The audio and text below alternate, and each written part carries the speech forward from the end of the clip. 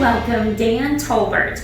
So can you tell us about your career, what you did, and talk about some of the highlights and some of the times that were difficult? First of all, I got blindsided by this because I thought I was going to read scripture, but we will go with this. I was a pipe fitter and a welder, and I loved doing that. That was my choice career. Some of the highlights, it was something that I really loved, and the more you love something that you're doing, the better you're going to be at it.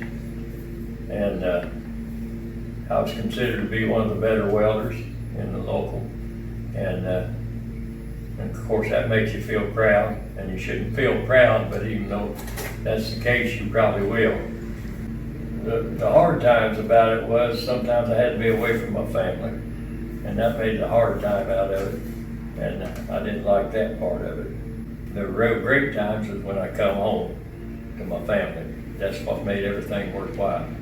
Was there ever a time in your work you felt God had put you there for a specific purpose, or that God used you in your work to impact the lives of others? Well, one specific time, and it's quite a few years ago now, there was a guy that I was friends with, but he was really a hard case. He didn't like Christians at all. And I told him I'd pray for him, and he didn't like that. But I prayed for him for a number of years. And I always told him I was praying for him. And he'd swear and cuss and belittle the Christians in any way he could, everywhere he went. One day, years later, but I'd work around him, and we were still friends. I mean, we were.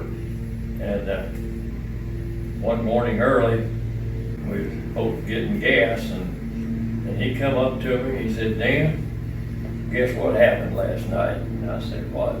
He said, "I got saved last night." And this was years later. I said, "You did, Corbett?" That was his name. And he said, "Yeah." And I said, "That's the best news I've had." He said, "You made my day." And from that day on, he was a different person. He still had demons to work through. They worked through all the years, and there was quite a few years he got sick and still had the demons. He had to work through his smoking and stuff. He never could get over it, but he got through them. And he died a number of years ago, finally. And his wife got saved through him. They both started going to church. And so I consider that one of the reasons I was put there. And so without that, and being friends with him all them years, you know, it wouldn't have happened if I hadn't prayed for him. It wasn't me, it was the Lord answered prayer. Who influenced you the most in the workplace, and what did you learn from them? Well, when I got the chance, my dad, he was still working.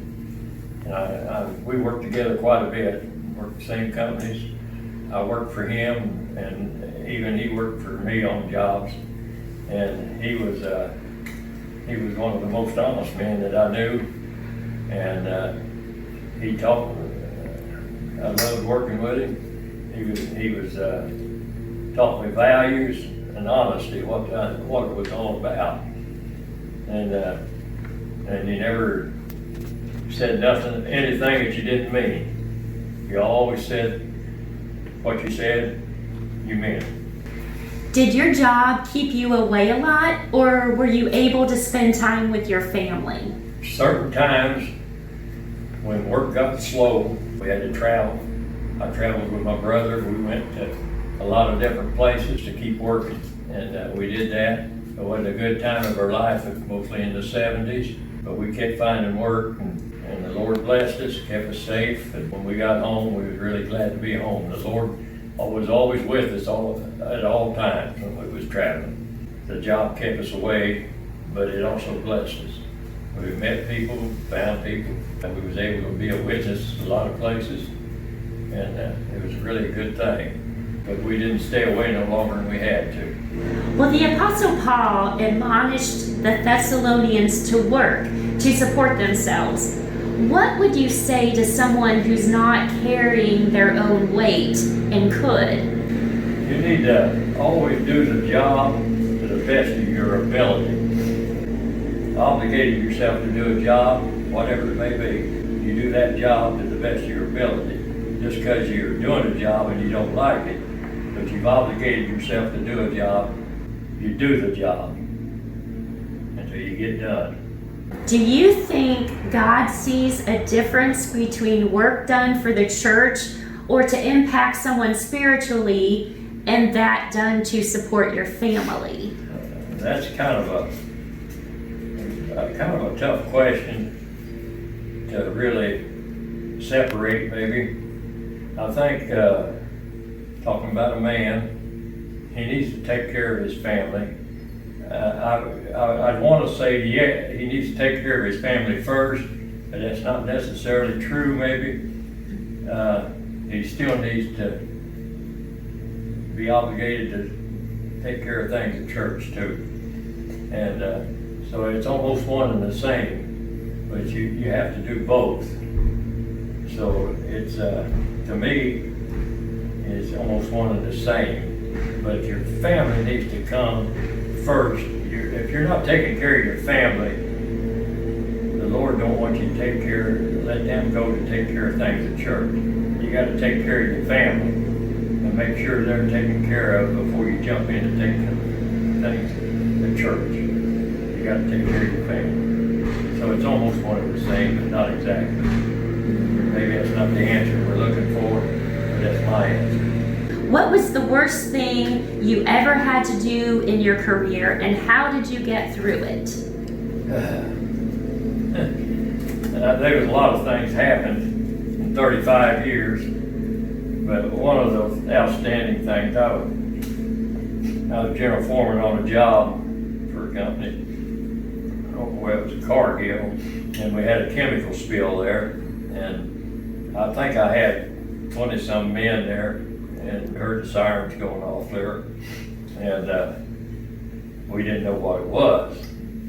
It was a chlorine spill. I had to make sure all my people were out of there. It was my first responsibility. Everybody was running, and I had to account for everybody I had. And I run back in there, make sure everybody was out, and finally I got to make sure everybody was out. By that time I breathed in quite a bit of chlorine to come out. I was breathing hard, my chest wasn't feeling good. I had to get into the ambulance, and there wasn't nothing wrong with me. They checked me out and made sure I was okay. But the thing was, it was a scary time. Donna and my mom and Dad was okay. He got out, and they checked him out and everybody, and it was all okay. The Lord was looking out after us, but it was a scary time. And being responsible for all these guys, well, it was a scary time. What was the funniest thing that happened on your job, if anything? Well, a lot of things. We were working a night shift downtown, working on some piping at night, and I'm a prankster. Everybody knows that, and we have the panhandlers come by wanting bum stuff and everything. I got another friend that was down there, and he was down the street from me, and we was always pranking each other. And the panhandlers would come to me, and I'd tell them, I said, no, this guy down the road here, down the ditch over here, well, I said, go see him, say he'll give you something. So I'd send them down to him, and so things like that, keep things lighthearted and stuff. I was always, that was me. I never know what I'm going to do. Everybody knows that. Some say young people today don't have an appreciation for the importance of working well. What would you say to someone just starting their career or trying to figure out what they want to do in life? Well, the one thing, you got to figure out something you're going to do. You can't just sit around. If you're not going to do nothing, And you're gonna sit around and think. My grandfather and dad, my grandfather told my dad this, my dad told me this, and they always said, if you don't work, you don't eat.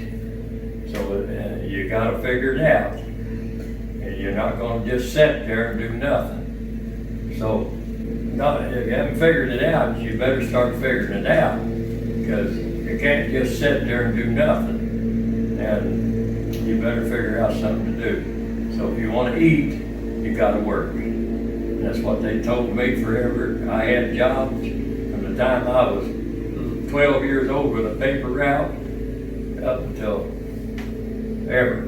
My kids had jobs when they were young.